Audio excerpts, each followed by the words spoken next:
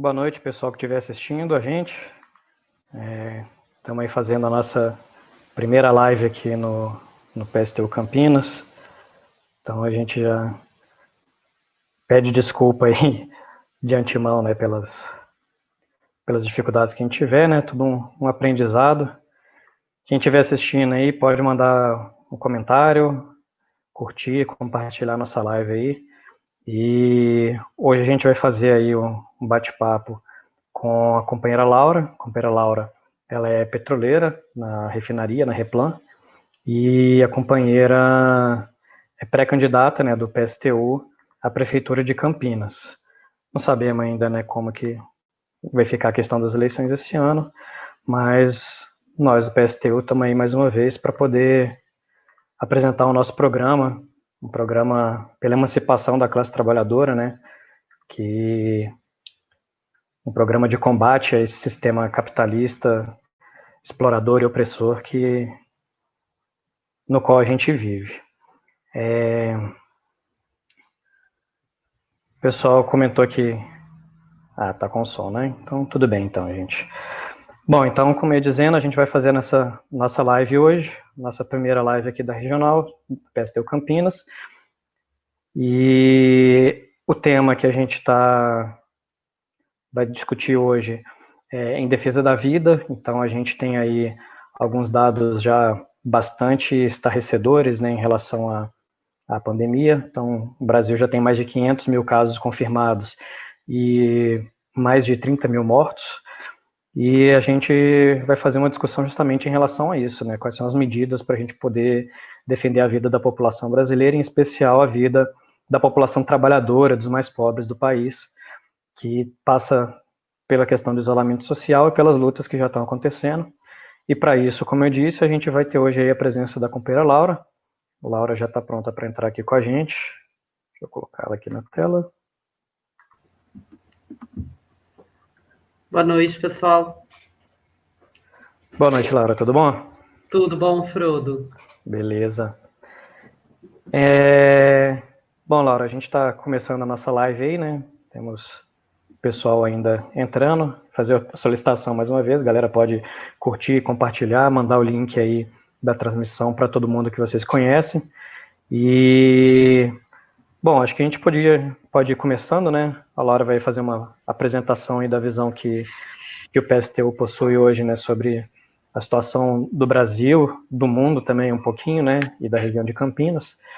Então, Laura, o que você tem para falar para a gente aí nesse comecinho de live sobre essa questão da pandemia e a situação atual que está acontecendo no Brasil e no mundo?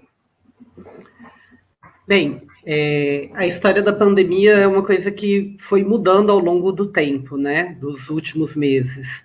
A gente começa, né?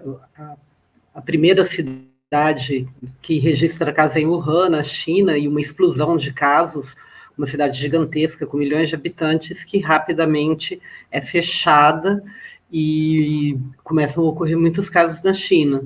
Isso, né, no final do ano passado, começo desse ano. Depois disso, a pandemia ela vai se deslocando, né? Se desloca depois para a Europa e aí com um epicentro na Itália, depois Espanha, com muitos casos, milhares de mortes por dia. E nos últimos meses se desloca para a América, sendo que na América ela tem dois centros, um nos Estados Unidos, que já bate quase 2 milhões de contaminados, e o outro, na América do Sul, o Brasil, que já passa de 500 mil contaminados com a Covid. E com números alarmantes de mortos também. Então, hoje, o Brasil já tem mais de 31 mil mortos, como você falou logo no início da live. E batendo recordes dia após dia de quantidade de mortos, né? Então, do dia 1º para o dia 2, já desse mês, tivemos mais de 1.200 mortos no Brasil. Então, e com reações diferentes também em relação à pandemia, né?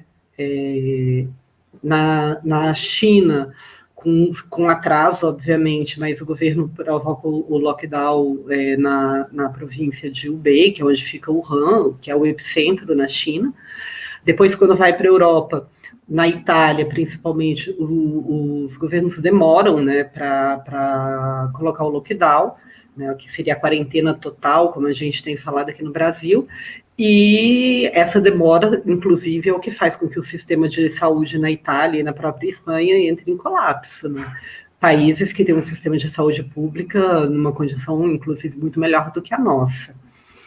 Com o deslocamento do epicentro para a América, a gente vê uma outra condição, que é uma condição muito ruim, pior do que a condição europeia, que, na verdade, mesmo com a explosão de casos, a maioria, aqui no Brasil, por exemplo, não existe lockdown.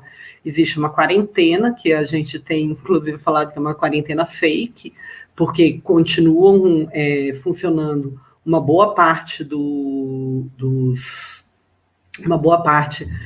serviços e da indústria, né, praticamente tudo, sendo que apenas o comércio e uma parte dos serviços para de funcionar, o que vai mostrando e o que vai gerando essa explosão de casos, né? Para vocês terem uma ideia, o estado de São Paulo, que é um dos primeiros estados que coloca a quarentena, mesmo essa quarentena limitada, ele já passa de 100 mil casos, já passa de 7 mil mortos. Em Campinas, que também é uma cidade que entra junto com o estado em quarentena, né, já passa de 2 mil casos, já passa de 80 mortos. Em Campinas, ainda com uma situação de que 83% dos leitos de UTI da cidade já estão ocupados, aqueles direcionados à Covid.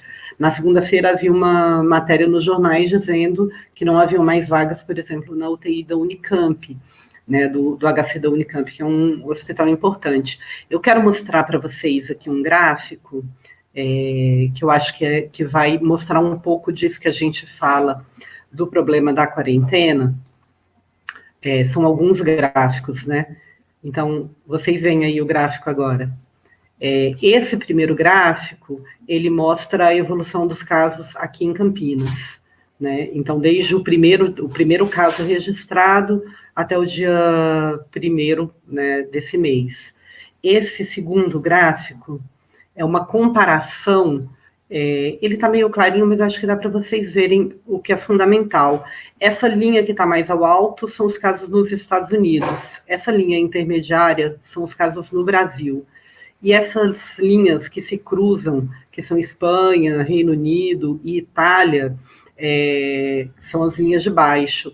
Elas são uma demonstração de que esses países, Itália, Espanha e Reino Unido, que aplicaram a quarentena, eles conseguem, né, eles têm uma curva de ascensão de casos e depois eles estabelecem um platô, diferente disso que é a curva do Brasil, né, que segue subindo, e a curva nos Estados Unidos, que também segue subindo, né? Que vai dando uma demonstração, que aí é o outro quadro que eu quero mostrar para vocês. Essa aqui é a curva no Brasil. Essa linha azul aqui que tem é a linha que mostra quando os estados de São Paulo e do Rio decretaram quarentena. Existe uma tendência, né, na curva de ir entrando num platô. A partir de um determinado momento, quando o próprio governo Bolsonaro começa, na verdade, a fazer críticas bastante severas à quarentena, começa a questionar a quarentena e não garantir, na verdade, que a quarentena exista, quando não garante renda, depois a gente fala um pouquinho sobre isso, a gente vê que a curva volta a subir, né? E essa é a tendência atual que eu mostrei no gráfico anterior, né? Então, acho que eu mostrei esses gráficos para que a gente entenda, na verdade, qual é o peso da quarentena no combate, né, não a doença, porque a doença é isso, é tratamento médico, é ser hospitalizado, são os cuidados, mas a transmissão da doença, né, que, na verdade, como a doença não tem um remédio específico, não tem uma vacina, o método que o mundo inteiro tem dito que é o método que evita o contágio desenfreado, que garante com que os sistemas de saúde consigam atender a população que adoece, é o método da quarentena, do isolamento social, que para ser garantido, na verdade, ele precisa de uma série de coisas. E é isso que eu acho que é importante falar a respeito do governo Bolsonaro. Então, quando a gente fala do governo, da influência que o governo Bolsonaro tem para que não exista o isolamento social, ela tem vários aspectos. Um é a propaganda, né? Que ele fala isso, que é uma gripezinha, que ele fala que poderíamos fazer o isolamento vertical, que é uma coisa que só os grupos de risco ficariam isolados, né, que vai passar, esse tipo de desinformação. A segunda coisa é não garantir que as pessoas consigam fazer a quarentena de fato. Porque não é que as pessoas estão na rua simplesmente porque querem. Além da propaganda que o governo faz, quando não garante a renda mínima, obriga com que a população continue trabalhando. Né? Uma parte da população que é isso, os autônomos, os informais, que precisam continuar trabalhando, e um setor, inclusive, do comércio, dos pequenos comerciantes, que no Brasil já vivem com a corda no pescoço e que acabam abrindo seus comércios para continuar garantindo uma renda mínima. Quando a renda mínima prometida pelo governo não chega, e ela já é baixíssima, porque R$ 600 é uma renda mínima ridícula, ela obriga, na verdade, as pessoas, essa falta da renda mínima obriga com que as pessoas descumpram o isolamento, quebrem a quarentena. Né?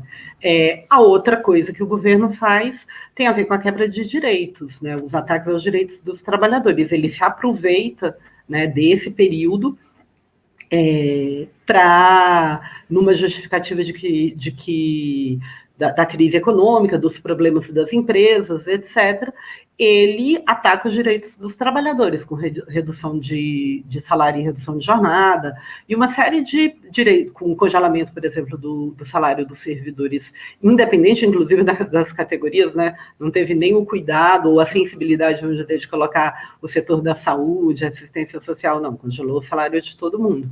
Então, uma série de ataques que esse governo faz. E, por outro lado, junto com isso, você tem os governadores e prefeitos que, num primeiro momento, pressionados pela própria população e pela situação, com medo das eleições que se aproximam também, decretam quarentena na maioria dos estados e das grandes cidades e capitais, mas também uma quarentena que é aquilo que a gente diz, uma quarentena meio fake, né? O próprio João Dória, governador de São Paulo, falou numa entrevista algumas semanas atrás, tentando se justificar, inclusive, de que 70% dos serviços seguiam funcionando. Isso não é uma quarentena. Né? Se ele espera que mais de 70% da população fique em casa, 70% dos serviços funcionando, torna essa meta impossível de chegar. E nesse momento, ainda com as curvas de contaminação, com as curvas de mortes em ascensão e com a ocupação dos leitos de UTI também, todas isso acima de 80%, em alguns lugares 90%, 95%, os governadores e prefeitos falam em reabertura na finalização da pandemia e reabertura gradual da economia.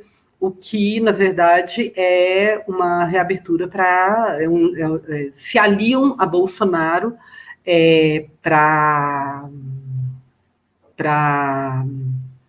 no genocídio da população pobre, né? Na realidade é isso. Você queria me falar, Frodo? Oi, Lara. Bom, você está falando para a gente aí, né, sobre toda a situação, né, os números da pandemia e tudo mais, e a gente viu aí durante algum período uma série de manifestações bolsonaristas, né, falando sobre que tinha que ter uma abertura, que não tinha que ter isolamento social e tudo mais, e, né, claramente, como você colocou, né, numa linha que na prática é um genocídio da população, em especial a população mais pobre, mais vulnerável, mas ao mesmo tempo, no último período, essa galera começou a ter uma linha mais, inclusive, de ameaças à democracia, né? Inclusive com várias referências ao fascismo, ao nazismo, e a gente viu aí agora no Brasil, né, principalmente no último final de semana, uma série de protestos, né, se iniciando, e isso também um pouco na esteira da situação dos Estados Unidos, né? Então, acho que seria legal também se pudesse localizar para a gente aí essa questão dos Estados Unidos e a luta que começa aqui no Brasil também.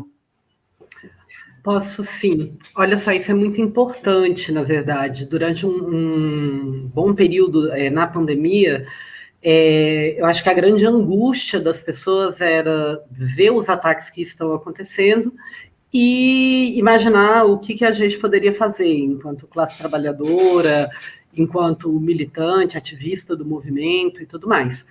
Eu acho que a gente tem que partir nesse momento da principal explosão de lutas que existe no mundo, né, que é a luta nos Estados Unidos, que se inicia, né, que o grande estopim é a morte do George Floyd, assassinado por um policial, um negro assassinado por um policial branco, na frente das câmeras, de uma forma, inclusive, muito bizarra,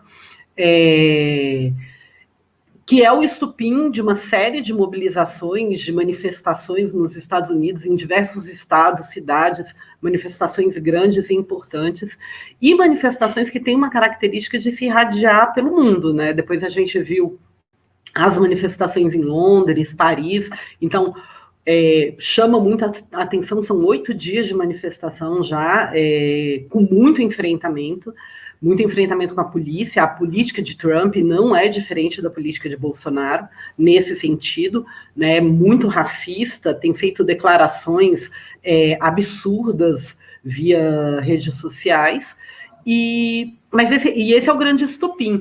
Agora, as lutas nos Estados Unidos, elas têm demonstrado coisas interessantes. Em primeiro lugar, que apesar do grande estopim ser a luta contra o racismo, né, contra a opressão do povo negro nos Estados Unidos, em primeiro lugar, ela tem um grande apoio da população branca. Então, em muitos lugares a gente vê, né, nas imagens, cordões, inclusive, de pessoas brancas entre a manifestação e a polícia, junto com a manifestação, etc., assim, numa composição de solidariedade fundamental. Nós achamos que é isso, não é uma luta de negros contra brancos e de brancos contra negros, mas ela é também atiçada, junto com isso, por toda uma situação política, social e econômica que vive os Estados Unidos e que, na verdade, vive o mundo. Né, existe uma crise econômica mundial que foi adiantada pela Covid, pela pandemia do coronavírus, mas que já era prevista por economistas de diversos matizes, de que ela aconteceria ou no segundo semestre de 2020 ou no primeiro semestre de 2021. E com uma mistura que também não é uma mistura muito diferente da situação do Brasil. Por quê? Porque qual é essa mistura? Você tem um monte de mortes em muitos estados nos Estados Unidos, e muitas cidades passam de 100 mil mortos pela pandemia. Você tem muitos desempregados, então a taxa de desemprego é uma das maiores desde, se não me engano, os anos 50, não vou me lembrar ao certo. As mobilizações são gigantescas, as maiores desde a morte de Luther King, que foram gigantescas também, e uma condição em que o povo pobre e preto é aquele que é o que mais sente. Nos Estados Unidos, a população negra é de 13%, entre os mortos pela Covid é de mais de 50%. E não só a população negra nesse caso. Por exemplo, o desemprego médio nos Estados Unidos bateu um recorde histórico de mais de 13%, mas entre a população negra, entre os hispânicos e os asiáticos, essa taxa de desemprego passa dos 15%. Então, vai mostrando um grau de desigualdade gigantesco, e que acaba também estimulando e botando mais lenha na fogueira de uma coisa que começa com a morte de George Floyd, mas que vai se espraiando em outros sentidos também. No Brasil não é diferente. Eu acho que, é isso, se a gente olhar todos os dados da economia, eles são bárbaros, né? Assim, uma queda na economia, um aumento do desemprego, da situação de miséria, da fome, né? Ou seja, e onde mais isso pega? Nas periferias, entre o povo pobre das comunidades, entre o povo negro, etc. A violência contra os negros no Brasil é gigantesca, isso que nós já dizemos em outras situações, é o genocídio da população jovem negra, né? O Brasil recentemente morreu o garoto João no Rio de Janeiro, assassinado dentro de casa de uma forma brutal. E, junto com isso, nós temos uma outra luta no Brasil, que é uma luta importante, que tem a ver com isso que você comentou, que são as manifestações do Bolsonaro em relação ao recrudescimento do regime, ou seja, ao endurecimento, ameaças de um golpe, ameaças de colocar os militares de novo nas ruas, etc., etc., e desse grupo de apoio que ele tem, né, que varia em torno de 25%, 30%, que vão, né, que seguem indo às ruas, apesar de não serem grandes manifestações massivas, mas são manifestações desse ponto muito à direita, né, ultraconservadoras, de ultradireita, que pedem a fechada do STF, do Congresso, a volta, né, a intervenção militar, arrumam um artigo na Constituição para justificar uma intervenção militar absurda. E isso também causa, do outro lado, que somos nós, a classe trabalhadora e o povo pobre, um desconforto gigantesco e bota para nós a necessidade de lutar. Isso é uma coisa que nos deixa numa situação conflituosa, no meio de uma pandemia, cujo principal meio de evitar com que ela se alastre é o isolamento social, e uma necessidade gigantesca de lutar por todas essas coisas que eu já falei, desde o problema do governo Bolsonaro, né, em si, isso que é esse governo e para onde ele quer caminhar, para um fechamento do regime, e as condições de vida da classe trabalhadora. Agora, é inevitável, a luta ela é inevitável, acho que nós temos que tomar todos os cuidados, etc. e tal, mas é necessário lutar, é necessário que a nossa classe se organize e encontre as formas de se organizar, né, desde os seus locais de trabalho. Tem uma situação bem interessante da história de achar as condições de lutar, né? Tem uma agência dos Correios, se não me engano, em São José dos Campos, que eles simplesmente tinham 2 casos de Covid confirmados, inclusive a esposa de um dos funcionários veio a falecer, e eles fecharam a agência. Os próprios trabalhadores foram lá e fecharam. Então, são demonstrações. Na Itália, nós tivemos muito isso, quando as indústrias não queriam parar, então, várias fábricas que decretaram greve, etc. Então, a própria classe trabalhadora também tem que tomar nas rédeas, né, as suas mãos, de lutar. Vamos nos organizar nos locais de trabalho onde nós estamos trabalhando e vamos às ruas também com toda a segurança possível, mas também para dizer que nós não estamos a favor de um recrudescimento do regime e achamos que é necessário que a classe trabalhadora também viva em melhores condições, né? Beleza, Laura. Em relação a essa última parte que você estava entrando, né, como participar das manifestações e tudo mais, o Gilberto está fazendo uma pergunta que tem a ver com como fazer para ir para as manifestações de rua contra o racismo, né, no Brasil, nos Estados Unidos e no mundo está tendo bastante, sem violar o isolamento social, né? Acho que tem a ver justamente com essa angústia que se tinha, né, de como seria possível fazer um combate nesse momento, tendo a questão do isolamento social, e como agora esse combate se mostrando ainda mais necessário, como combinar essas duas coisas?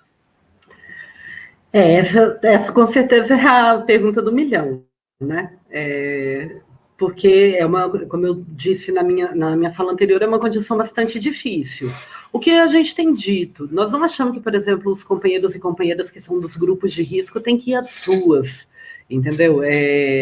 Mas achamos que aqueles que não estão nos grupos de risco, de forma organizada, com máscara, com distanciamento social, mantendo um distanciamento entre as pessoas, evitando o contato físico, etc., é possível que a gente comece a pensar essas formas de fazer as mobilizações, né?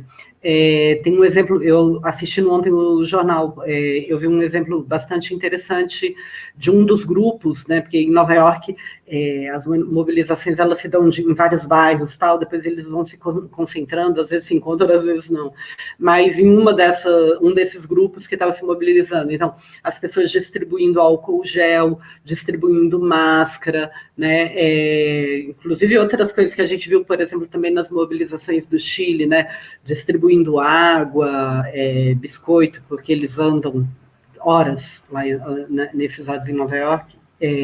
Então, eu acho que a gente tem condições de ir encontrando essas formas mais seguras, né? E eu acho que essa é uma forma, que são as mobilizações, mas a outra forma também são as organizações que a gente pode fazer nos nossos locais de trabalho, nos nossos bairros, no local de moradia, entendeu? Eu acho que elas também são muito importantes, que é isso, e descobrindo as formas de auto-organização da nossa classe. Beleza, Laura. Falando mais um pouco ainda sobre a questão das manifestações, a gente viu aí no último final de semana, né, as manifestações contra o governo, né, em alguns lugares chegando inclusive até confronto, e o Márcio Cardoso está fazendo uma pergunta: qual a avaliação que você faz sobre essas manifestações, né, que aconteceram no último final de semana? Eu gostaria de complementar então em relação a isso, com a sua permissão, Márcio, que a gente já tem para o próximo final de semana também, né, uma indicação aí de atos país afora. A gente teve agora mesmo durante a semana, né, em Curitiba, se não me engano, ontem ou anteontem, né, um ato que foi muito grande também. Então, assim, qual seria a avaliação, né, em relação ao último final de semana e, na sequência, a perspectiva em relação às próximas manifestações e o desenrolar aí dessa situação no país?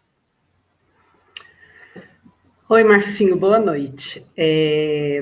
Primeiro, assim, a gente viu quem começou a chamar as mobilizações, principalmente em São Paulo e no Rio, foram as torcidas organizadas, os setores antifas, né, os antifascistas das torcidas organizadas, principalmente do Corinthians em São Paulo, se não me engano, e, se não me engano, o Flamengo no Rio, mas não tenho certeza, que foram os setores que iniciaram o chamamento desses atos, né? Que não são os setores tradicionais que organizam, na verdade, atos, mobilizações. Ainda são as primeiras mobilizações que surgem, ainda existem muitas dúvidas, estamos no meio da pandemia, etc. Mas é uma primeira demonstração, na verdade, de que existe um setor da população muito descontente com as condições, né, tanto do problema do racismo, porque de uma certa forma também se solidarizavam com a luta do povo negro americano, mas e que se reflete também o problema do racismo no Brasil com grande peso, como eu já tinha dito, mas que também com um caráter antigoverno. Né? Então, nas mobilizações da Avenida Paulista, por exemplo, a gente ouvia várias palavras de ordem contra o governo, de fora Bolsonaro, ditadura nunca mais, etc. Então, existe todo um setor que começa a se organizar, um setor diferente. O que a gente ainda não viu, e que para nós é uma coisa bastante importante, é que junto, óbvio, com esse setor que já começa a se organizar, que a gente tenha condições de que os setores pesados da classe trabalhadora entrem, os setores organizados da classe trabalhadora entrem, e que a gente consiga massificar, né, a luta contra o governo pelo fora Bolsonaro, né, e a luta por condições de cumprir a quarentena, etc. Então, ainda é um momento que nós vamos ter que ver como que essas mobilizações vão se massificar. Agora, no geral, pelo menos até onde eu vi, apesar das manifestações que aconteceram no Rio e em São Paulo, a de Curitiba, eu acho que inclusive foi maior, não terem sido manifestações gigantes, não houve um rechaço das massas contra ela. Né? Inclusive, pela primeira vez eu vi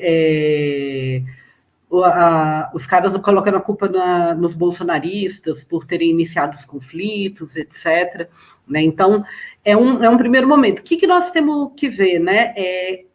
Apesar da importância dessas lutas, para qual programa que isso vai se desenvolver? Né? Então, nós vamos conseguir fazer uma grande luta pelo fora Bolsonaro, botar para baixo esse governo, né? Essa é uma das questões. Qual vai ser o programa que nós vamos ter, né? Eu ia entrar nessa questão também, que tem a ver um pouco aí com a pergunta que a Kelinha fez, que tem a ver justamente com quais as saídas, né? Com como se enfrenta o coronavírus. A pergunta dela tinha mais a ver em relação à questão do auxílio emergencial, Então, assim, em relação a outros países, o que significa o auxílio emergencial do governo Bolsonaro, se é muito, se é pouco, se está na média, em relação aos países que foi necessário adotar quarentena. Nas matérias do PSTU, tem saído falando da necessidade de ter uma quarentena geral e de se ter um apoio, né, do governo, um auxílio que fosse mais decente. Você poderia falar um pouco para a gente como que seria a postura correta nesse momento para lidar com a pandemia? Chega a ser trágico, se não, né, a situação. Porque, na verdade, a postura do governo brasileiro em relação à questão da pandemia e das condições para garantir a quarentena e o isolamento, ela é pior do que, sei lá, acho que qualquer país que a gente faça uma comparação, qualquer país razoável que a gente faça comparação. Se você olhar a quantidade de verbas que foi, é isso. O Brasil, até esses dias, estava pagando a primeira parcela de R$ 600, entendeu? Um monte de milhares de pessoas, se não me engano, foram 96 milhões de inscritos, 56 milhões de pessoas que estavam aptas, e ainda havia mais de 17 milhões de pessoas que não haviam recebido o auxílio emergencial de R$ 600, até uma semana atrás, mais ou menos 10 dias. Esse número deve ter mudado já. Nos Estados Unidos, o governo mandou cheque pelo correio, entendeu? Tipo assim, para todo mundo.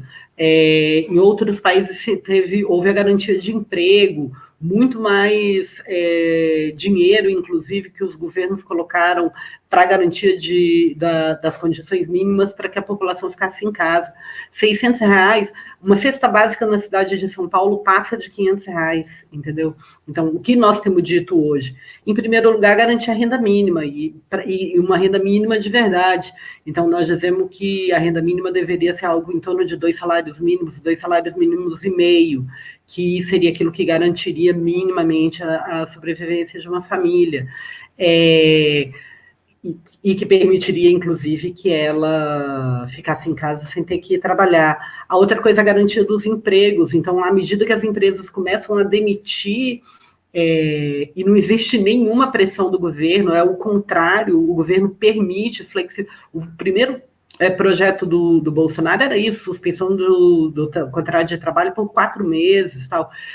Mas tem havido muitas demissões, principalmente das pequenas e médias empresas, não que as grandes não estejam demitindo, mas as pequenas empresas, porque também o recurso que o governo manda para as empresas só vai para as grandes, né? As pequenas e médias empresas, as pequenas praticamente não têm recebido, os bancos recebem o dinheiro do governo, mas não têm repassado esse dinheiro para as pequenas empresas, que são aquelas que geram mais de 70% dos empregos no país. Então, quando você começa a ter quebradeira dessas empresas, você aumenta também a taxa de desemprego. Então, é ridículo o funcionamento a tentativa, na verdade, o que o governo chama de tentativa de ajuda para esses setores, seja dos trabalhadores, seja dos pequenos empresários, né, que, na verdade, estão ambos a Deus dará. Depois, o que a gente acha? Que também foi feito em outros países e que também é possível de que seja feito aqui. Nós temos que ter uma fila única para as UTIs. Não é possível que, tipo assim, nós tenhamos UTIs do Sistema Público de Saúde do SUS lotados, sem poder receber mais pacientes, e tenhamos vagas em leitos da rede privada. A rede privada já ganhou muito dinheiro, e ganha muito dinheiro, e segue ganhando dinheiro do governo, inclusive, né, com um monte de benefícios que tem. Nós achamos que, nesse momento, nós somos contra, na verdade, nós achamos que todo sistema de saúde tem que ser público e acessível. E, nesse momento, mais do que isso, é necessário que haja uma fila única. Entra e seja para o sistema público, seja para o sistema privado, independente, inclusive, da sua renda, do seu plano de saúde, de qualquer coisa. Nós precisamos garantir atendimento para toda a população. Inclusive, existe um setor da classe média que também já se ferrou, porque é isso, né? Nem todo mundo tem plano para entrar no Sírio-Libanês, e um setor aí dos planos de saúde que pegam os hospitais privados, só que mais baratos, também já começam a ter os seus leitos de UTI lotados. Então, essa é a primeira coisa. né? A segunda coisa, na verdade, a primeira coisa é o problema da renda, a segunda coisa é o problema dos leitos de UTI, né? Que a gente acha que é necessário que haja uma fila única. Depois existe uma série de coisas, por exemplo, né, o próprio fechamento mesmo da economia, né, a própria quarentena, de fato, né, o que se chama de lockdown, ou seja, nada que não for essencial tem que estar funcionando.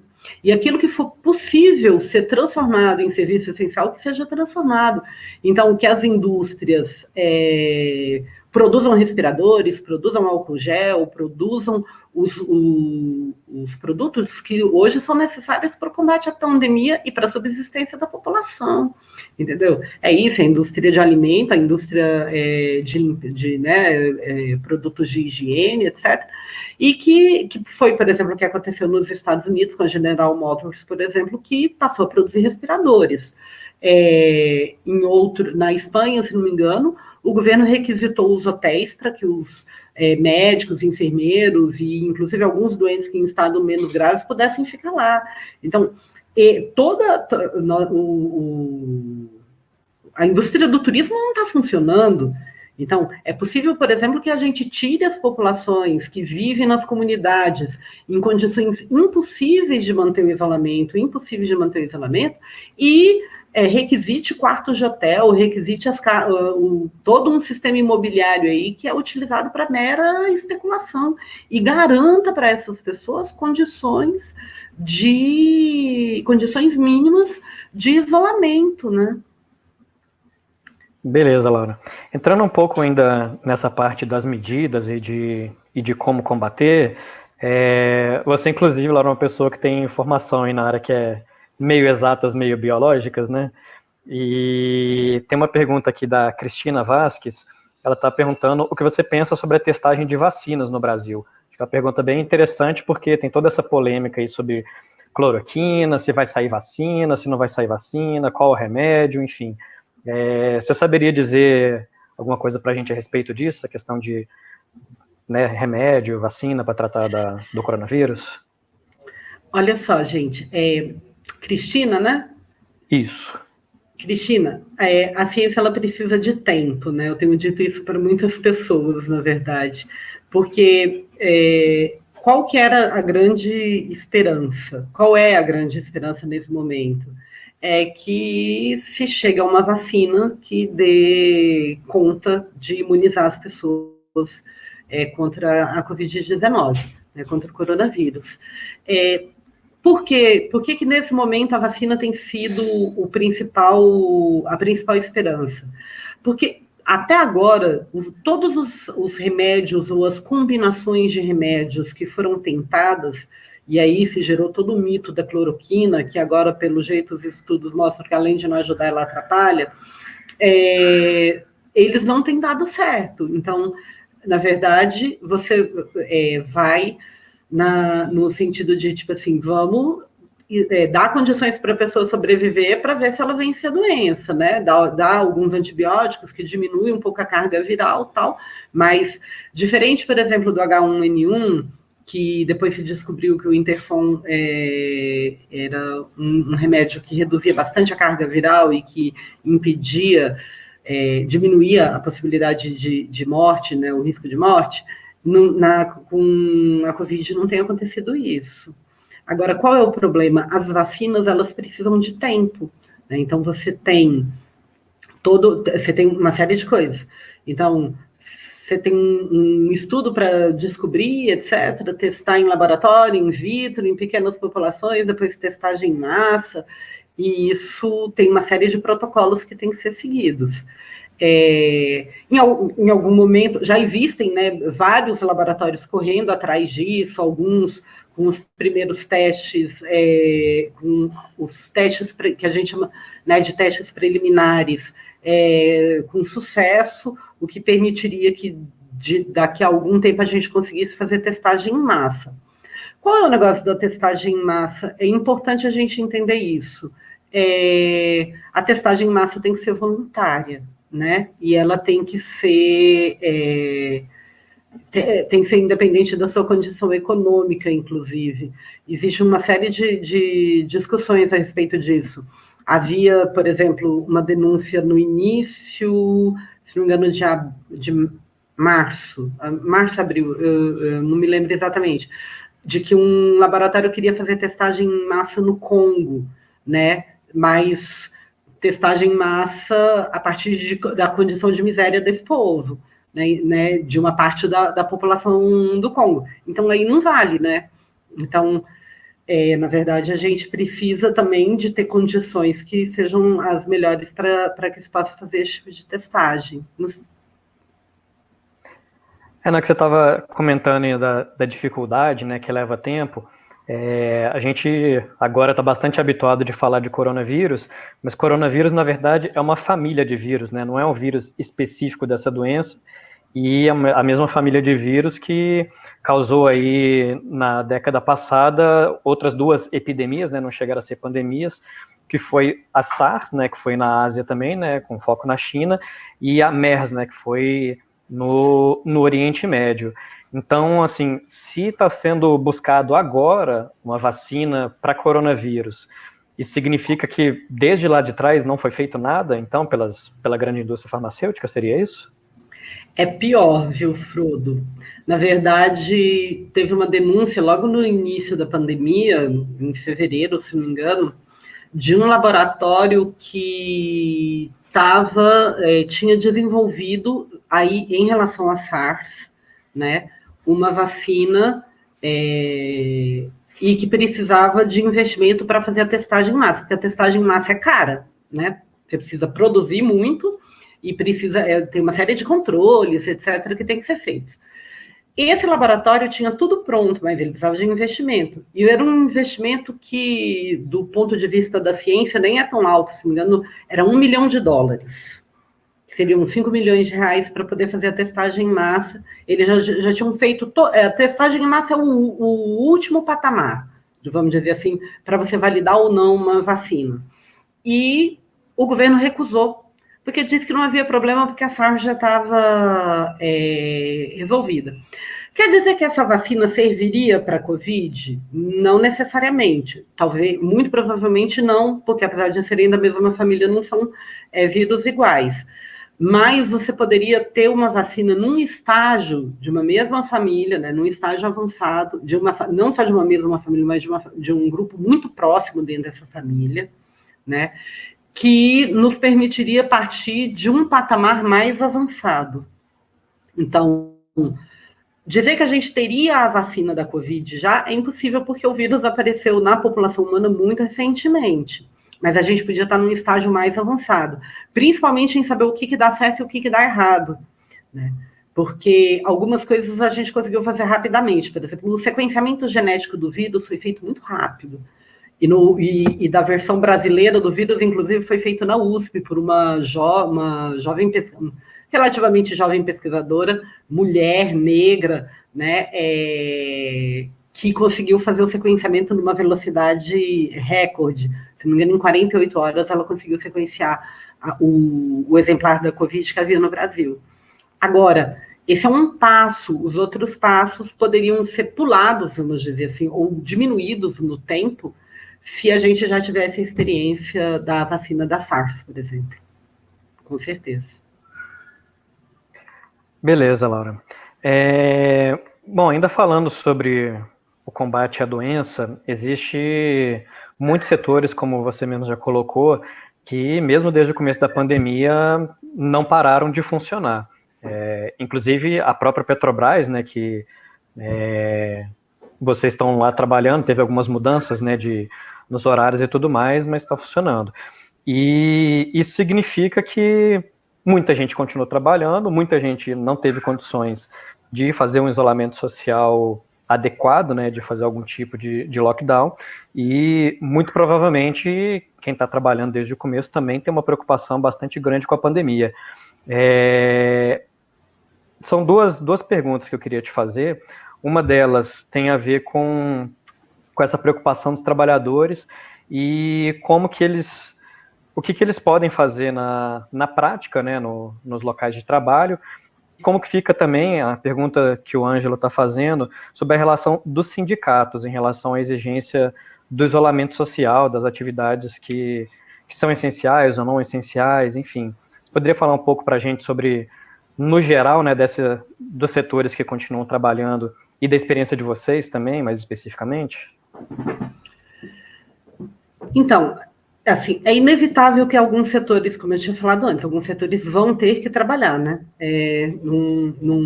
Bem, vão ter. Não sei que a gente entre no caos total e absoluto, que é o que a gente não quer entrar, alguns setores precisam trabalhar. Então, os setores de saúde, o setor de alimento, né, que produz alimento, nós da Petrobras que produzimos combustível, é isso, o combustível das ambulâncias, produção de energia, transporte, etc., transporte de mercadorias que são fundamentais, é inevitável que esses setores sigam.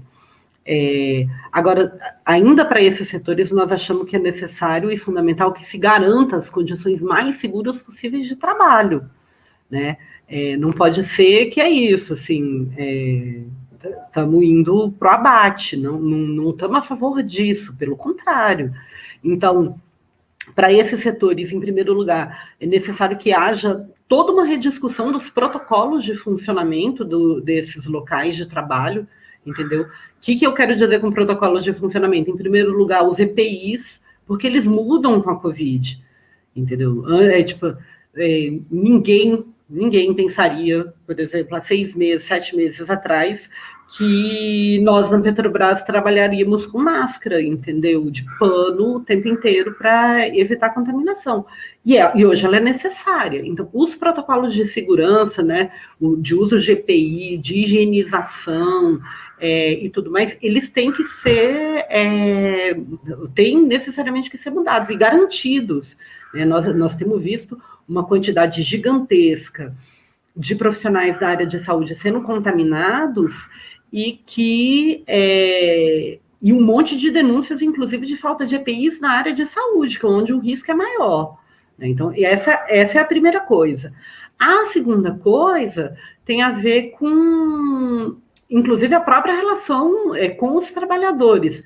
A Petrobras é uma das empresas que mudou uma série de protocolos, tal. Eu falei da máscara aqui, mas houve outros que mudaram, a presença de álcool gel em bancadas, tudo com muito atraso, tal. Mas o que é pior de tudo isso é que, no geral, os trabalhadores, nem as CIPAs, eu faço parte da CIPA da Replan e converso com outros companheiros de outras CIPAs da Petrobras, nem as CIPAs foram colocadas na discussão de quais são esses protocolos, ou seja, as empresas vêm determinando unilateralmente quais são as medidas, sem perguntar para os trabalhadores o que eles acham.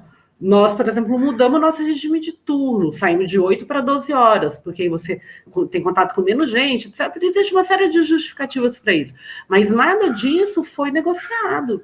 Nem com as CIPAs, que poderiam fazer parte, né, da organização dos novos protocolos, etc., e que ajudaria, inclusive, os trabalhadores a se engajarem e a compreenderem que protocolos são esses, e também não os sindicatos, né, que também, o que a gente tem visto, e eu acho que não é um problema só da Petrobras, também não tem sido ouvidos. Por outro lado, eu acho que a postura dos sindicatos também, eu acho que nesse momento alguns começam a se relocalizar. Mas a primeira postura dos sindicatos também foi muito recuada. Que, tipo assim, óbvio, a gente estava acostumado com um modo de organização dos trabalhadores, que é isso, tem um problema, chama a assembleia, vai para o sindicato, ou chama a assembleia na porta da fábrica, dependendo da dinâmica de cada categoria, e com a pandemia as pessoas não iriam para o sindicato e não paravam, também muitos sindicatos não tentaram, né? Não pararam na porta das fábricas e o sindicato simplesmente também ficou imóvel, né? E aí eu não me refiro especificamente ao meu sindicato, não. Foi um imobilismo meio que geral, de tipo assim, e agora? O que nós vamos fazer? Né? Também sem nenhuma outra. Acho que isso vai mudando aos poucos, né? Um pouco com as redes sociais, um pouco com essa nova situação de lutas e mobilizações que começa a surgir agora, mas também com muito atraso, Bom, mais uma coisa que tem a ver um pouco mais com a Petrobras, antes da gente entrar um pouco mais profundamente na questão dos sindicatos. A Kátia está fazendo uma pergunta que tem a ver sobre qual poderia estar sendo o papel da Petrobras diante dessa pandemia. Então, ela comenta a questão do aumento do gás de cozinha.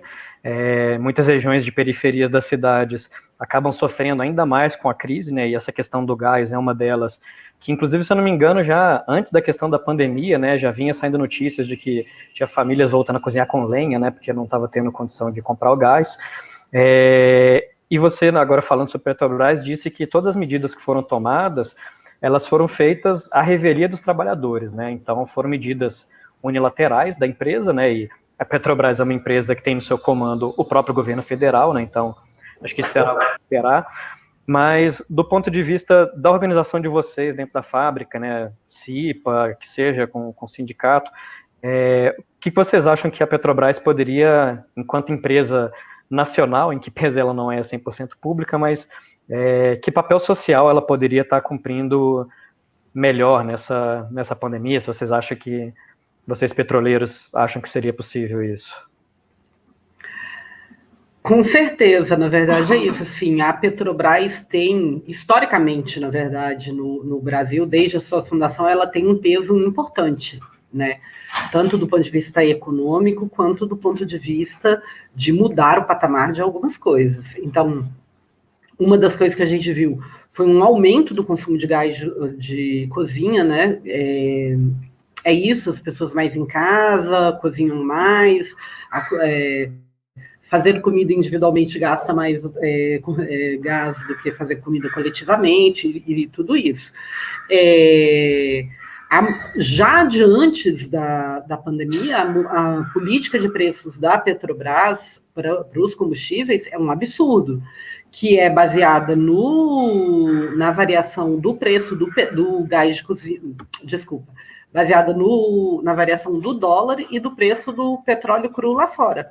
Só que aconteceu um fenômeno bastante interessante, porque o petróleo cru caiu vertiginosamente o preço, e, no entanto, mas o dólar subiu muito. Resumo da ópera, os preços de gás de cozinha, gasolina, etc., dos combustíveis, de uma forma geral, seguem altos. E nós achamos que isso é um absurdo. Era possível. Em alguns locais, a Petrobras mudou um pouco a sua produção, porque houve uma diminuição do consumo de alguns produtos e o aumento do consumo de outros. Então, por exemplo, tinha gasolina sobrando, tinha gás de cozinha faltando.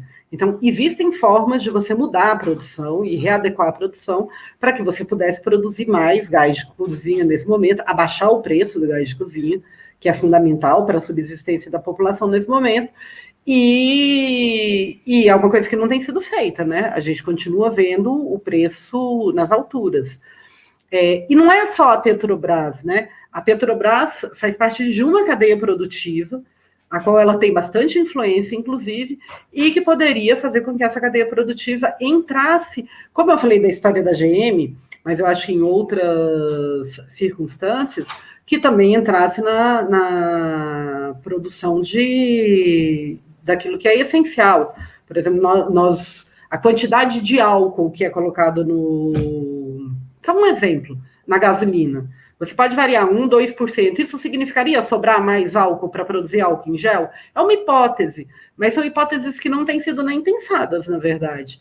É isso que você falou. A Petrobras hoje, apesar de ser uma empresa que é gerida pelo governo federal, apesar de não ser 100% pública, não tem tido nenhuma política mais de fato, virar a sua produção para aquilo que é fundamental para a classe trabalhadora. Né? Beleza.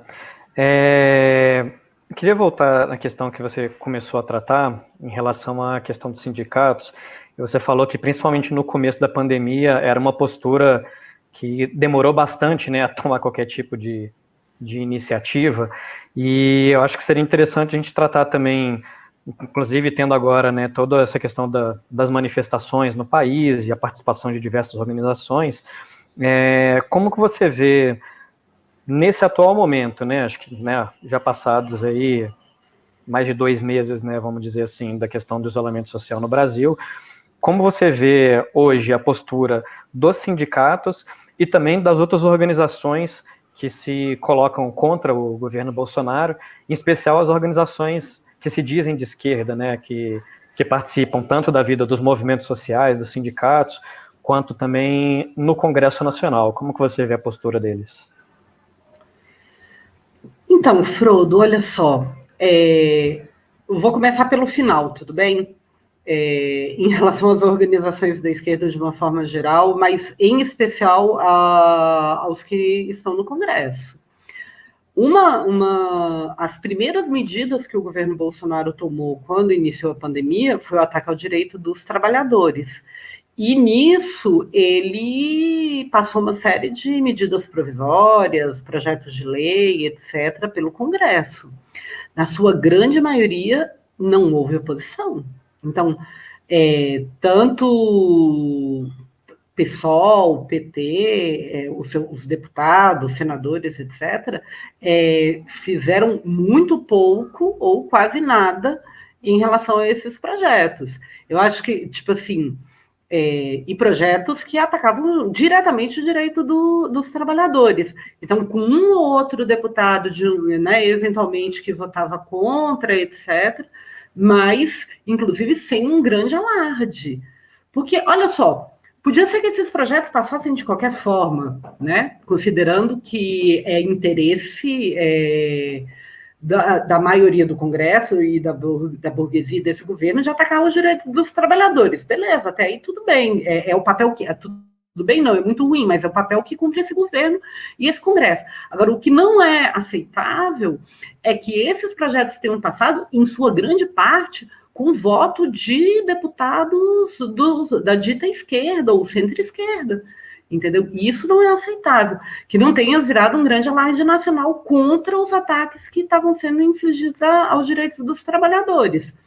Então, isso é muito ruim, né? Que vai demonstrando, no final das contas, que uma boa parte daquilo que é oposição não tem a ver com uma coisa muito estrutural, que é a defesa dos trabalhadores e dos seus direitos, assim, no mais básico. Não estou nem falando da tomada do poder, nem de nada disso. É garantir os direitos dos trabalhadores, esses que já existem, e que são poucos, né, mas que já existem. Isso é uma coisa. A outra coisa que tem a ver com os sindicatos, e aí pegando também as organizações de esquerda, durante um tempo havia uma dúvida aí se todos chamariam ou não, inclusive o próprio PT ficou em dúvida um tempo, brigando entre eles lá, se chamaria ou não o Fora Bolsonaro e Fora Mourão. Ainda nesse campo há muita diferença. Porque nós podemos chamar o Fora Bolsonaro e dizer assim, faz um impeachment e deixa o Mourão aí. Né? E tem um setor da esquerda que tem dito isso, não, tira o Bolsonaro, fica o Mourão, tal, e a gente vai levando aqui até 2022. Isso é um absurdo, porque o Mourão só não está fazendo mais besteira porque o presidente da República não é ele, é o Bolsonaro. Só não está atacando mais a classe trabalhadora porque não é ele o presidente, é o Bolsonaro. Se deixar na mão do Mourão, vão continuar os ataques. Nós achamos que é necessário derrubar os dois, tanto o Bolsonaro quanto o Mourão.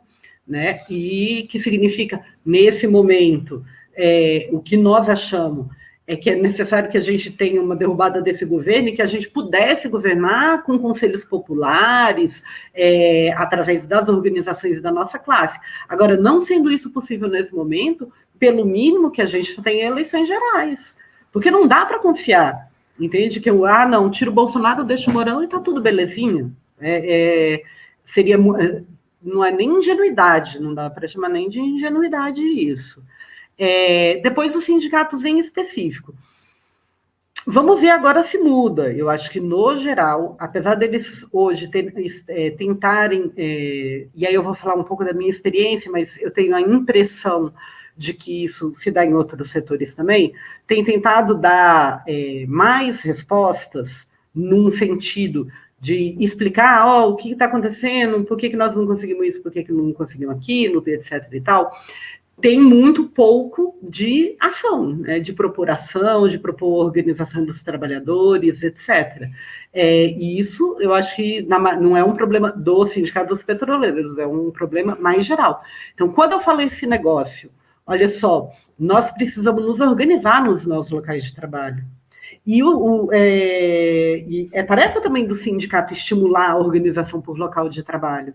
Devia estar fazendo isso, sabendo que é mais difícil ter assembleia, sabendo que é mais difícil reunir a galera para ir até o sindicato. Vamos montar comissões, no meu caso, vou dar um exemplo, vamos montar comissões por turno, vamos discutir qual é o problema em cada setor, e aí vai depender de como é cada fábrica, cada local de trabalho.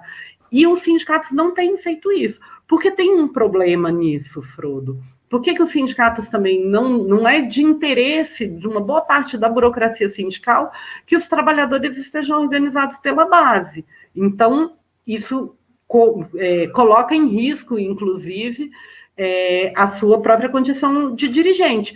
Então, eles não têm condições de dirigir os trabalhadores pelas condições objetivas que existem e também não estimulam que os trabalhadores se auto-organizem, né? E bem pelo contrário, no geral.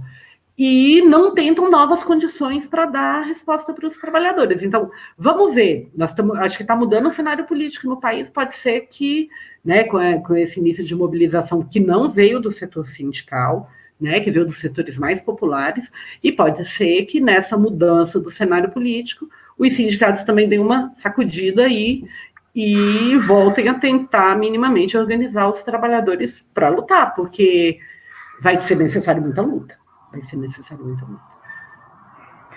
Como você colocou agora, né, essas manifestações não partiram, né, dos movimentos organizados, vamos dizer assim, né, inclusive teve uma declaração, se não me engano, o presidente da Gaviões, né, que falou que já que os partidos não fazem nada, a gente vai lá e faz alguma coisa, né. Então, assim, como você colocou, né, a maioria dos partidos da dita esquerda, né, principalmente os que têm cargo no parlamento, a preocupação central deles tem sido eleições, tanto essa agora, mas principalmente a de 2022, por parte dos sindicatos. Então, a gente também está vendo aí esse compasso de espera, né, esse negócio que vai, não vai, muito discurso, às vezes nem tanto discurso assim, mas muito pouca ação, e dentro disso você colocou que os trabalhadores deveriam se organizar por baixo, né?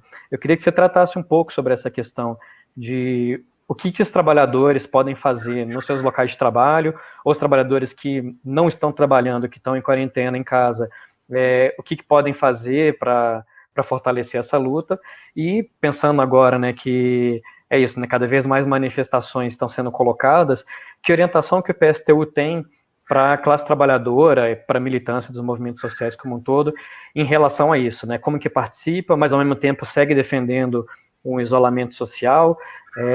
Isso é parte também da pergunta que a Lu Costa fez, né? Como que a gente pode participar sabendo que é isso, tem um risco de contaminação, a maioria das pessoas são assintomáticas. Então, como que você vê a tarefa que os trabalhadores têm hoje de ser parte desse combate e, ao mesmo tempo, como se cuidar dentro disso? Eu acho que são... tentar dividir em duas coisas que eu acho que são distintas, se completam, mas que são distintas, né? Primeiro que tem a ver com a organização nos locais de trabalho, nos locais de moradia, que eu acho que é uma parte da necessidade da gente se organizar e se organizar para lutar. Depois falo das mobilizações. Mas por que eu quero começar por aí? No início da redemocratização, no final da ditadura, nos anos 80, né, quando se reiniciou aí a organização do movimento sindical, o surgimento da CUT, etc., era mais comum a gente fazer a discussão de organização por local de trabalho. Muitos dos sindicatos que surgiram ou que foram tirados da mão dos pelegos veio desse tipo de organização, né, das comissões de fábrica, depois, em alguns momentos, as CIPAs cumpriram esse papel, e nas últimas décadas, o movimento sindical brasileiro perdeu essa prática. Hoje você conta nos dedos, por exemplo, fábricas que têm comissões de fábrica ativas que funcionam, ou delegados sindicais eleitos pela base, que estão lá na base no dia a dia e tal. E a gente ter perdido isso faz com que num momento como esse seja mais difícil a gente até pensar, né? Nossa, como pode ser que a gente se organize? Mas os comitês, as comissões de fábrica tiveram um papel muito importante no ressurgimento do movimento sindical combativo no Brasil. E eu acho que eles podem ter um papel muito importante nesse momento também. Então, estou falando comitês de fábrica porque são comissões de fábrica porque são as experiências que nós já tivemos. Pode ser que a gente avance para outros tipos de organização por local de trabalho, mas que signifiquem os trabalhadores discutirem entre eles quais são as necessidades que eles têm e quais são as formas possíveis de lutar. Eu dei o exemplo da agência dos Correios que fechou em São José, se não me engano, mas, desculpa, gente, mas também temos o exemplo da Itália, onde os trabalhadores pararam fábricas. Vai ser necessário que a gente pare fábricas, empresas, pare o que for. Então, ou que os moradores de um determinado local se unam por conta de médico, de distribuição de alimento, de distribuição de remédio, de cuidado, etc. Entendeu? Nós precisamos voltar a desenvolver essas formas, porque ainda que entre o movimento sindical nas lutas, essas formas são embriões de formas de organização da classe trabalhadora que vão nos ensinar mais lá na frente, né, que vão nos educar para saber como é que nós podemos, inclusive, governar esse país e, quem sabe, governar o mundo. Então, nós precisamos aprender, né, reaprender a nos organizar por locais de trabalho. Isso eu acho que é local de trabalho, local de moradia, isso é fundamental. A gente tem condições de fazer isso e, a partir daí, escolher as melhores políticas que a gente... nós vamos parar, vamos fazer um atraso, vamos fazer uma greve de pipoca, seja lá quais forem as necessidades naquele momento, né? Então, essa é a primeira coisa que eu acho que é fundamental. Eu acho que ela é fundamental. Inclusive, pode ser fundamental para a segunda coisa também, que tem a ver com a questão das mobilizações de rua. Como eu já tinha falado antes, nós achamos que é necessário ter toda a segurança possível, é necessário que se evite, por exemplo, que as pessoas dos grupos de risco vão a essas mobilizações, temos que preservar nossos companheiros, eu acho que é isso. Agora, se a gente, inclusive, tivesse a organização por trás, talvez fique, inclusive, mais fácil. Ou seja, como que nós vamos? Quem vai? Quais são as medidas de segurança que nós vamos tomar? De distanciamento social, de uso de máscara, seja lá quais forem. Nós temos muitas experiências, nós temos muita gente... tinha um amigo meu que falava assim, tem muita gente sabida entre nós. Então, nós temos que nos apoiar nesse tipo de conhecimento que a gente tem, seja de organização, seja de formas de nos prevenir, ou seja, manter o distanciamento, o álcool, a máscara, e quais sejam as outras medidas de segurança que a gente possa tomar. E eu acho que a gente não tem que ser afoito, no sentido de que é o seguinte, não, então, agora vamos todo mundo doidão. Eu acho que a gente tem que ir clareando qual é o nosso programa, porque nós estamos indo para as ruas, nós vamos às ruas por quê? Então, muitas mobilizações têm sido chamadas em defesa da democracia. Nós achamos que isso é muito importante. Não que a gente acredite que a democracia burguesa é o melhor regime que tem, mas é a melhor democracia, essa democracia que tem aí, do que uma ditadura. Então, nós não temos dúvida disso. Agora, nós temos que avançar nas reivindicações. Nós temos que dizer, inclusive, qual é a democracia que nós queremos, que não é essa que existe. Essa democracia não é nossa e nunca vai ser.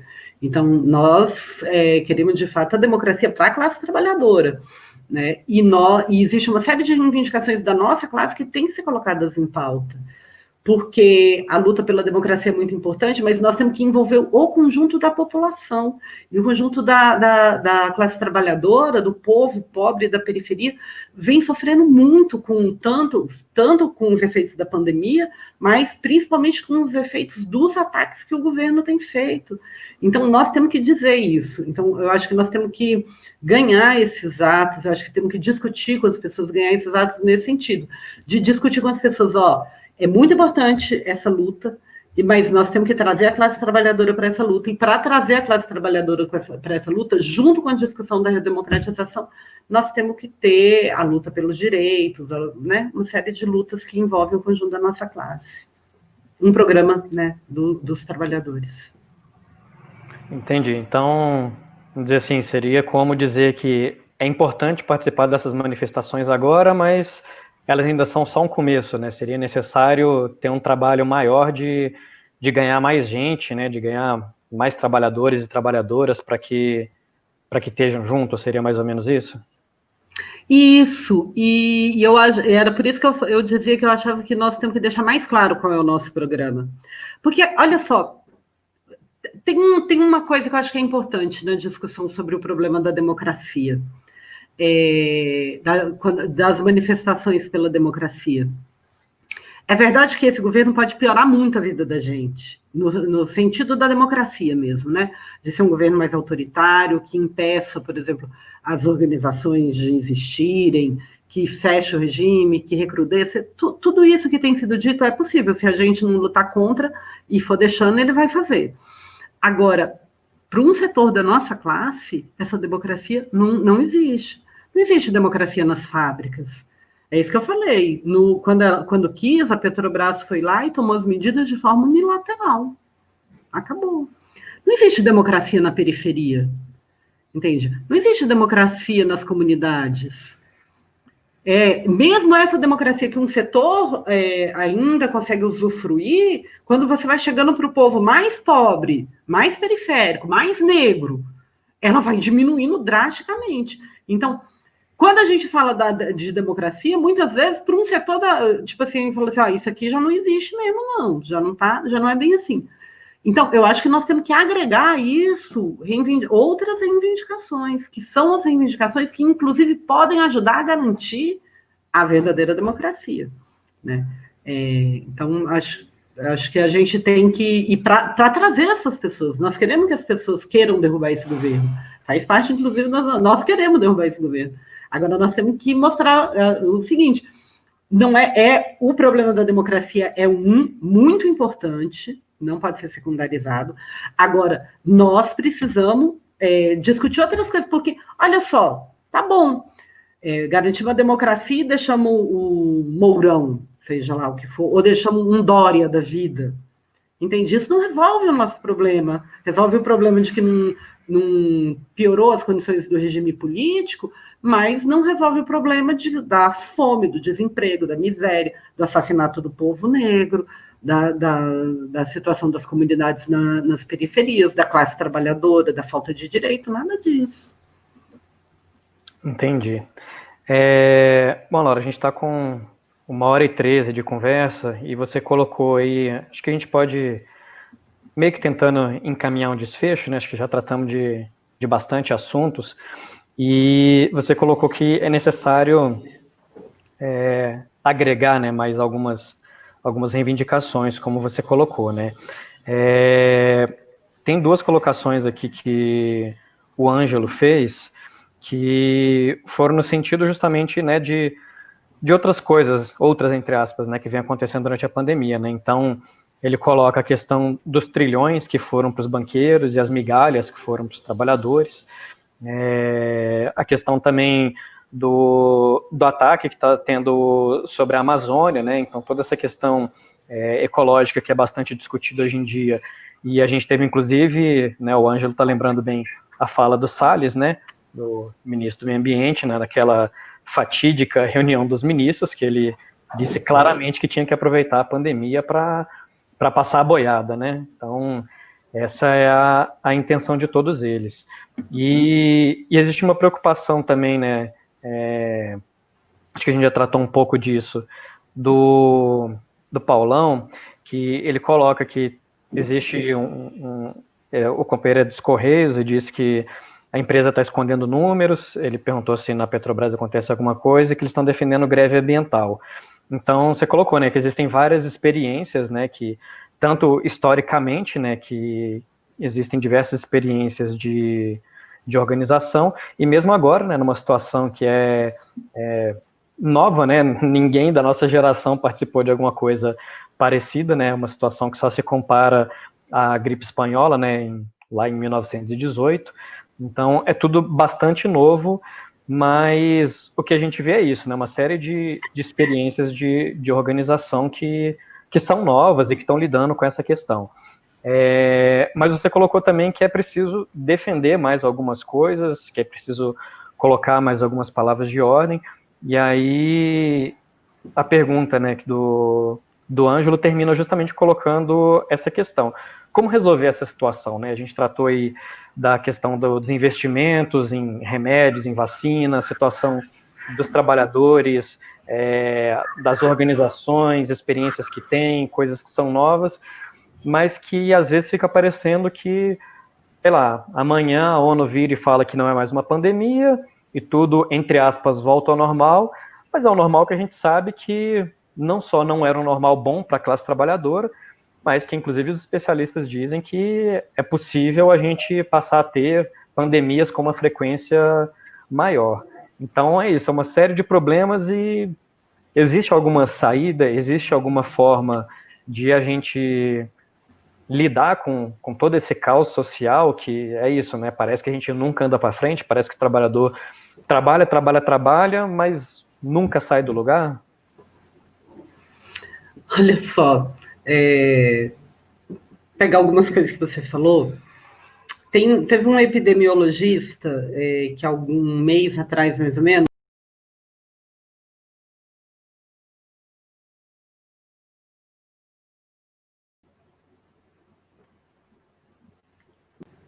Então, acho que estamos de volta. Pessoal pessoal que está assistindo aí, vocês já estão vendo a gente de novo? Beleza. Laura, com você de novo. Tá, então, beleza. Voltando. Tem um mês atrás, mais ou menos, um epidemiologista falou exatamente isso que você disse, que essa pode ser pode ser uma pandemia, a primeira de muitas, e que com certeza essa é uma pandemia, a primeira de muitas e não a mais forte. Inclusive ele dizia isso. E ele explica isso por uma série de motivos. Aí tem a ver com ciclos sazonais, etc. Mas um dos motivos é que ele vira e fala assim: olha só, e é uma realidade na ecologia. À medida que você vai destruindo a natureza, você tira um vírus que podia estar lá no meio da floresta amazônica, onde ninguém chega, e você pode colocar ele em contato com a população. Então, é um exemplo, né, da destruição da natureza ou das mudanças ambientais que vão ocorrer numa série de coisas. Ou seja, essa pandemia pode passar menos pior do que as piores projeções? Pode. Só que os problemas continuam. E eles continuam por um motivo objetivo para a gente. Não é possível combater nem as sucessivas pandemias que podem vir, nem as outras mazelas da classe trabalhadora, sob o regime capitalista, sob o sistema capitalista. Porque a preocupação do sistema capitalista não tem nada a ver com as condições de vida da classe trabalhadora, com o meio ambiente, com a preservação da natureza. Não tem nada a ver com isso. Tem que ver única e exclusivamente com o lucro dos capitalistas. Entende? E se para os capitalistas lucrarem, seguirem lucrando, eles precisarem destruir a natureza, como já destruíram em grande parte e seguem destruindo, se precisarem atacar a vida, diretamente a vida dos trabalhadores, como tem feito agora com o coronavírus, entendeu? Com a Covid, porque é isso. Deixam morrer os milhares preocupados com a reabertura, com voltar a produzir, etc. Não se preocupam com a nossa classe. Sob o capitalismo, nós não resolveremos o nosso problema. Para nós, do PSTU, a solução para os problemas da humanidade é a destruição do capitalismo e a construção de uma sociedade que seja socialista, que seja governada pelos trabalhadores, com seus conselhos, com as suas formas de organização, e um lugar cuja produção não seja a produção de mercadorias, mas que seja a produção voltada para garantir as melhores condições de vida possível para a humanidade. entendeu? E as melhores condições de vida para a humanidade, pode ser que surja um outro vírus durante o próprio, vamos dizer hipoteticamente que chegássemos ao socialismo, e surgisse um vírus como o coronavírus, nós teríamos condições a isso. O que nós vamos parar, como parar, quem que vai parar, quem que vai continuar fazendo as coisas, o que nós vamos produzir, organizar a produção. É disso que nós estamos falando. Entendeu? Dos hospitais, de ter a quantidade. O ministro da Saúde, Nelson Tais, que ficou menos de um mês, teve a pachorra de dizer um dia o seguinte: não vamos sair comprando respirador, não, porque depois que passar a pandemia, o que nós vamos fazer com esse monte de respirador? Como se antes já não faltassem respiradores, porque não é verdade que a gente já tinha uma saúde boa e aí por conta da pandemia ela ficou ruim, ela já era ruim. Então, porque é isso, o capitalismo não está preocupado em ter um sistema de saúde que atenda todo mundo da melhor forma possível, em fazer pesquisa, naquilo que a gente chama de pesquisa básica, para gerar conhecimento, para que nos momentos do inesperado ou daquilo que pode vir pelo acaso, a gente tenha um arcabouço para dar resposta. O capitalismo não se preocupa com isso. O capitalismo se preocupa em fazer pesquisa para gerar lucro. Se preocupa, é isso, existe uma corrida para ver quem é que vai fazer a vacina, mas uma parte dos laboratórios falou assim: se eu descobrir primeiro, eu não vou dar, não, eu vou vender. Entendeu? A grande maioria deles falou assim: aqui é assim, se eu chegar primeiro, azar de vocês. Eu vou vender a vacina. Entende? Isso é um absurdo. No meio de uma pandemia, os caras não têm nenhum pudor, né? Não tem nenhum pudor. Imagina fora da pandemia, né? Então, a falta de pudor é ainda maior. Então, o que nós achamos? É necessário organizar a nossa classe. É necessário que a nossa classe tome nas suas mãos o seu destino. Porque não vão ser os capitalistas, não vão ser os burgueses, os grandes empresários, os grandes banqueiros, que vão resolver o problema da classe trabalhadora e de grande parte da população. Isso, eles são 1% lá que estão preocupados só com eles mesmos. E nem entre eles, cada um por si, Deus contra. Então, nós temos que entender que vai ser a nossa organização, né, a partir da nossa organização, da nossa luta, da nossa, né, que nós vamos conseguir mudar, na verdade, o mundo em que a gente vive. É óbvio que as tarefas, elas são muitas. Então, o que nós achamos neste momento? É necessário derrubar este governo, derrubar o governo Bolsonaro. Ele é um empecilho para o avanço, inclusive, da nossa organização. Então, é necessário derrubar o governo Bolsonaro e o governo Mourão. É necessário que a nossa classe se organize e que ela, né, a partir da sua experiência de organização, vá à luta pela tomada do poder. Nós achamos que é isso. É necessário que a classe trabalhadora tome o poder através de conselhos populares, através da sua organização, para que a gente tenha, de fato, um mundo em que, ainda que existam outros vírus, não existam pandemias da forma como essa, né? Porque nada disso que a gente estava passando é, de fato, necessário que passasse com o grau de calamidade que nós estamos passando. Eu gostaria de falar uma outra coisa, que tem a ver com a história da organização da nossa classe. Nós vimos nos Estados Unidos, e já vimos outras vezes no Brasil, o grau de repressão também que existe das polícias e dos governos contra a organização dos trabalhadores. Nós temos que começar a discutir isso entre nós também, né? De que é necessário, a nossa organização também é necessária para garantir o nosso direito de lutar, porque, na verdade, a luta, quando a gente fala da democracia aqui no Brasil, tem a ver com isso. E pegando um gancho nessa história da luta, eu acho que alguns companheiros já viram, depois eu queria até que o Frodo mostrasse a página na internet. Nós temos um companheiro argentino, que é o Sebastião Romero, que era um companheiro que estava na luta contra a reforma da Previdência na Argentina, e tinha uma ordem de prisão para ele, e ele desde 2018, e agora ele foi preso no Uruguai.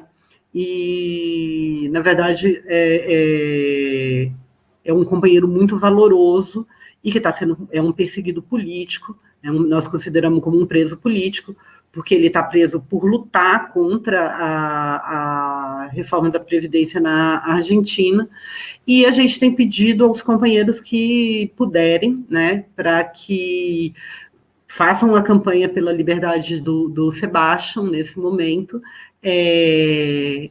né, para que ele possa voltar em liberdade para a Argentina.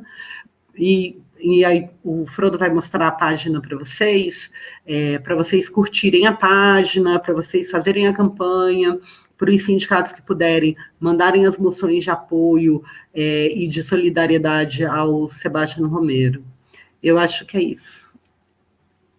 Beleza, Laura. Acho que para uma primeira live foi um bom debate, né? O pessoal interagiu bastante, acho que contribuiu bastante com as perguntas, né? Espero que a gente tenha dado conta de responder aí os anseios das companheiras e companheiros, que obviamente, né, podem se sentir sempre à vontade também para mandar mensagens e seguir o debate, né? Tanto do ponto de vista das lutas mais imediatas, quanto, né, do nosso objetivo maior, né, como a Laura colocou, que é de construir um mundo diferente, né, um mundo que funcione de uma forma como o companheiro Ângelo colocou aí, né, que a vida esteja acima dos lucros, né.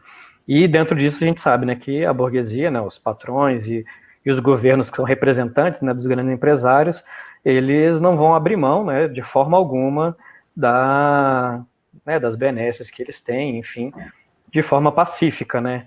Então, é bastante importante que a gente, no processo de luta, e a cada momento que eles façam esse tipo de medida repressiva, que a gente se apoie e que a gente, né, apoie os companheiros, independente de qual país que vivem, para poder impedir que essa repressão toda sufoque as lutas, né? Então, pegando esse exemplo que a companheira Laura colocou, tá aí para vocês verem, né? Essa é a página do Facebook, Liberdade Já Sebastião Romero, companheiro operário que foi solicitada a prisão dele, né, por conta da luta que estava acontecendo lá na Argentina, uma luta bastante importante naquele momento, era contra a reforma da Previdência, né, que o governo argentino, que na época ainda era do Macri, estava fazendo, uma repressão bastante cruel, né, a gente teve, né, um número grande de trabalhadores que foram reprimidos, que foram machucados, e alguns trabalhadores em especial, o governo argentino naquele momento colocou como responsáveis, né, vamos dizer assim, né, como se a manifestação não tivesse tido milhares de pessoas, e um deles foi justamente Sebastião Romero. Então, desde 18 de dezembro de 2017, o companheiro vem sendo perseguido por conta daquela manifestação. O companheiro acabou virando símbolo, né, apareceu bastante em todas as mídias sociais e tudo mais, e inclusive nas tentativas do governo de prender o companheiro, foi preso um outro militante também, que foi o Daniel Ruiz, que teve por 13 meses preso numa penitenciária de segurança máxima, para a gente ter uma noção, né, do nível de desespero da burguesia de prender um preso político, né, um lutador, numa prisão de segurança máxima, enquanto que os criminosos da burguesia, esses sim verdadeiramente criminosos, eles de forma alguma, eles sofrem esse tipo de repressão, né? Quando muito, tem a tal da prisão domiciliar, né? Podem ficar aí em seus palácios, suas mansões, e nós temos que protestar contra isso também. Então fica aí a solicitação, o pessoal pode entrar aí no site, né? Liberdade Sebastião Romero. É muito importante que todo mundo curta, que todo mundo compartilhe o site, que usem também a hashtag, né, que Liberdade Já Sebastião Romero. Eu estou colocando aí para vocês nos comentários, esse é o link da página que eu estou mostrando aí para vocês. Podem compartilhar, podem curtir, e os companheiros e companheiras que estiverem aqui presentes, que forem de algum movimento, de algum sindicato, que tiverem participação, que tiverem proximidade de sindicatos, de movimentos, de associações, é muito importante também pedir moções de apoio porque a gente vai ter que fazer uma pressão bastante grande sobre o governo uruguaio e sobre o governo argentino para que libertem o companheiro e que parem de tomar essas medidas de perseguição política a homens e mulheres da classe trabalhadora que estão aí fazendo uma luta que é uma luta pelas nossas vidas, né? Bom, gente, acho que por hoje é isso, né? Vamos encerrando aí, agradecer a participação da Laura aí no nosso debate, né? A preparação aí, a coleta de todos os dados, e a todas as companheiras e companheiros que participaram também, muito obrigado. Uma boa noite para todo mundo. E Obrigada. quer fazer alguma consideração final, Laura? Mandar um abraço Não, para alguém? não. Só mandar um abraço para a galera aí que participou. Obrigada aí a você e boa noite para todo mundo. Beleza, gente. Muito obrigado. Um abraço para todo mundo e vão continuando acompanhando a página do PSTU Campinas. Vai ter sempre alguma matéria, algum vídeo e em breve uma nova live também para a gente continuar os debates e se organizando para enfrentar toda essa situação, gente. Muito obrigado, boa noite para todo mundo e a gente encerra aqui a nossa live. Valeu, gente.